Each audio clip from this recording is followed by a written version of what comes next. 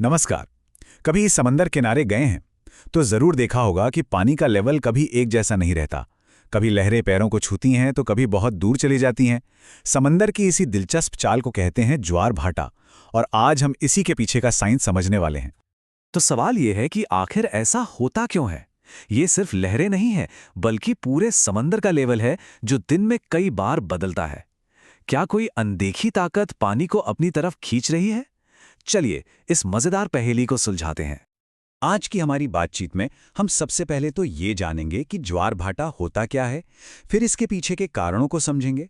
इसके बाद हम इसके अलग अलग प्रकारों पर भी नजर डालेंगे और आखिर में ये भी देखेंगे कि ये हमारे लिए फायदेमंद कैसे है। तो चलिए सबसे पहले और सबसे जरूरी सवाल से शुरू करते हैं। ये ज्वार भाटा असल में है क्या? बहुत ही आसान शब्दों में कहें तो ज्वार भाटा का मतलब है समंदर के पानी का एक नियमित तरीके से ऊपर उठना और नीचे गिरना।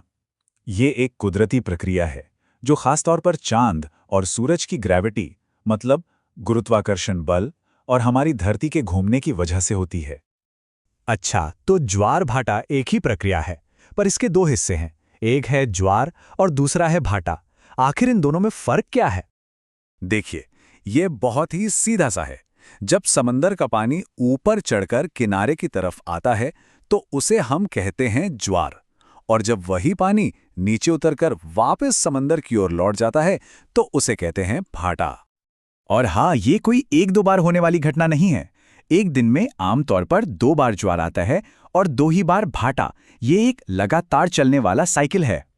ठीक है, अब आते हैं सबसे बड़े और सबसे मजेदार सवाल पर। आखिर वो कौन सी ताकतें हैं जो समुद्र के इतने सारे पानी को ऊपर नीचे करती हैं? इसके पीछे ना 3 बड़े वैज्ञानिक कारण काम करते हैं। सबसे पहला और सबसे बड़ा कारण है चांद का गुरुत्वाकर्षण बल। जी हाँ, हमारा चंदा मामा। क्योंकि चांद धरती के काफी करीब है तो वो अपनी तरफ समुद्र के पानी को खींचता है, और बस जहां पानी खींचता है वहां आ जाता है ज्वार। अब दूसरा कारण है सूरज का गुरुत्वाकर्षण। सूरज भी पानी को अपनी तरफ खींचता है, लेकिन सूरज हमसे बहुत बहुत दूर है ना? इसी वजह से उसका असर चांद के मुकाबले काफी कम होता है, लगभग आधा। और तीसरा कारण है हमारी धरती का घूमना। जब धरती अपनी धुरी पर घूमती है तो एक बल पैदा होता है जो पानी को बाहर की तरफ फेंकता है। इसे कहते हैं अपकेंद्रीय बल। ये भी ज्वार आने में मदद करता है। तो कुल मिलाकर ये 3 ताकतें एक साथ काम करती हैं। पहला, चांद का सबसे मजबूत खिंचाव। दूसरा, सूरज का थोड़ा कमजोर खिंचाव। और तीसरा, धरती के घूमने से पैदा होने वाला बल। तो अब हम ये तो समझ गए कि ज्वार क्यों आता है, पर क्या हर दिन ज्वार की ऊंचाई एक जैसी होती है? नहीं, बिल्कुल नहीं। इसकी ऊंचाई बदलती रहती है, और इसी आधार पर इसके 2 मुख्य प्रकार हैं। पहला है वृहद ज्वार। ये तब होता है जब सूरज, चांद और धरती तीनों एक सीधी लाइन में आ जाते हैं। ऐसा होता है अमावस्या और पूर्णिमा के दिन। अब जाहिर है, जब सूरज और चांद दोनों मिलकर पानी को एक ही दिशा में खींचेंगे तो ज्वार तो सबसे ऊंचा होगा ही। और दूसरा है लघु ज्वार। ये तब होता है जब सूरज और चांद धरती के साथ 90 डिग्री का कोण बनाते हैं, मतलब एक दूसरे की ताकत को थोड़ा काटते हैं, और नतीजा ज्वार की ऊंचाई कम हो जाती है। तो इसे याद रखने का आसान तरीका क्या है? वृहद ज्वार यानी बड़ा ज्वार अमावस्या और पूर्णिमा को आता है जब सब एक लाइन में होते हैं, और लघु ज्वार यानी छोटा ज्वार सप्तमी अष्टमी को आता है जब सूरज और चांद 90 डिग्री का कोण बनाते हैं। अच्छा, तो ज्वार भाटा सिर्फ एक साइंटिफिक घटना ही नहीं है, यह हमारे लिए बहुत काम की भी है। चलिए अब इसके कुछ फायदों पर नजर डालते हैं। जैसे कि जब ऊंचा ज्वार आता है तो बड़े बड़े जहाज आसानी से बंदरगाह के अंदर आ जा सकते हैं।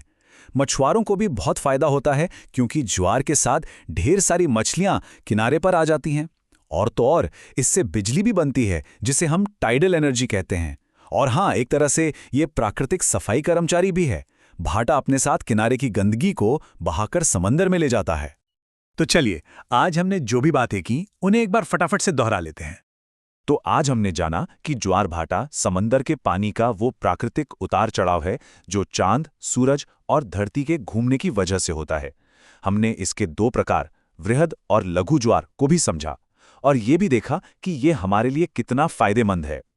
तो अगली बार जब कभी समंदर किनारे खड़े हों तो याद रखिएगा कि किनारे पर आती हर लहर के पीछे एक बहुत बड़ा खगोलीय खेल चल रहा है। उम्मीद है आपको आज की ये जानकारी दिलचस्प लगी होगी। हमारे साथ जुड़ने के लिए आपका बहुत बहुत धन्यवाद।